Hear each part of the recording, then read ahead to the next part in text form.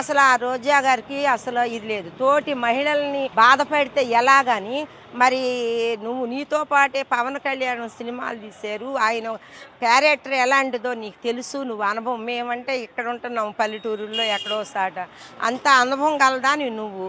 ఆయన ఎలాంటి బుద్ధిమంతుడో తెలుసు. అది సాధ్యంగా నీ పెళ్ళాలు నీ పెళ్ళాలు నీ పెళ్ళాలు అంటారు. మేము మీ భార్యలు మెసేజ్లు అలాగా అని మేము పిలుస్తాం గౌరవంగా. నువ్వేమంటున్నావు చంద్రలోకి ఆయన్ని పవన్ కళ్యాణ్ నీ పెళ్ళాలి మాట్లాడితే ముగ్గురు పెళ్ళాలి నువ్వు 10 మంది పెళ్ళాలను పెట్టుకో. నిన్ను ఎవరు వద్దన్నారు?